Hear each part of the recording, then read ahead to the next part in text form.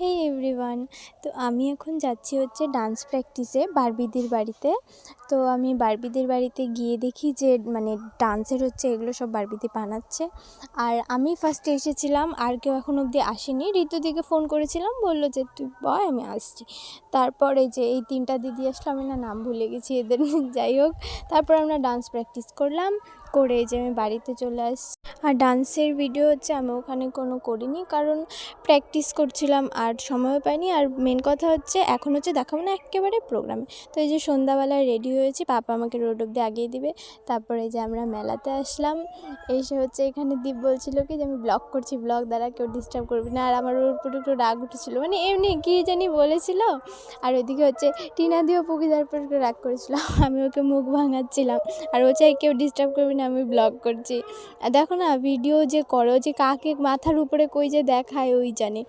ও যাই হোক, তারপরে যে আমি ভিডিওটা করতে একটু লেট হয়ে গেছে। এখানে না দীপ না হচ্ছে ওই যে লাফাচ্ছিল, বলে ভাই আমার এটা লাগবে এটা লাগবে। আর আমরা মজা করতে করতে এতটাই ব্যস্ত হয়ে যে মজার মধ্যে এতটাই ঢুকে পড়ি যে সাইডে যে ভিডিও করতে হবে এই জিনিসটা হচ্ছে একদমই হচ্ছে ভুলে যাই। আর এই যে নকশা মারতে মারতে পিছনে যে একটা ভাই সাইকেল নিয়ে দাঁড়িয়ে আছে, ওর কোনো হদিই নেই। তারপর আমি আর টিনা দিনা সারা মেলাতে হচ্ছে এই যে এগুলো খুঁজেছি, ওই যে কি কিউট লাগে না এগুলো দেখতে। পরে আমি আর টিনা অনেক কষ্ট করে একটা দোকানে পেয়েছি, দাম জিজ্ঞেস করছি, মাই গড অকাতের বাইরে। ওখান থেকে চলে এসেছি। তারপর হচ্ছে এই যে পুকিদা হচ্ছে এই যে আংটি দেখছিল, আংটি নিবে বলে।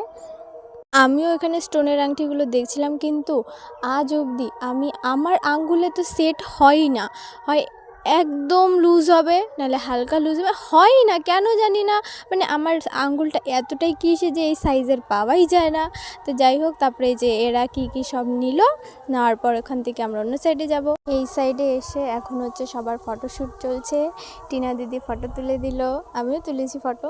তারপর এই দেখো এখানে না টেডিটা না ডান্স করছিল, আমি ভিডিও করছিলাম। এই দেখো টেডিটার এই যে দীপকে সেম লাগছে না দেখতে, তার জন্য ভিডিও করছিলাম যে দেখ তোকে টেডিটাকে সেম লাগছে দেখতে।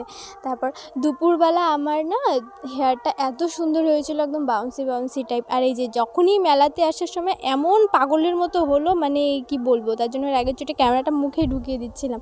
মানে কোথাও যাওয়ার হলে জানি না, মেয়েদের যে কোনো জিনিস, চাই মেকআপ হোক চাই হেয়ার স্টাইল হোক, আমি তো কোথাও যাওয়ার হলে হেয়ার স্টাইলও খুঁজে পাই না। কি করব, এই এটাই পেয়েছি, মনে হয় না এই জন্মে আর এই হেয়ার স্টাইল চেঞ্জ হবে। তারপর ওরা চা খেলো, আমি পাপড়ি চাট খেলাম, তারপর বাড়িতে চলে এলাম। পাপা আমাকে নিয়ে এসেছিলো, এই যে পাপা না এই যে ঝুড়িটা পেয়েছে, তো এনে মিষ্টিকে দিয়েছিল। আর মিষ্টি ওই যে আমাকে রেডি হওয়া দেখিও বলছে দিদি কোথায় গিয়েছিলে, ও কান্নাকাটি শুরু করে দিয়েছিল রাগের চোটে।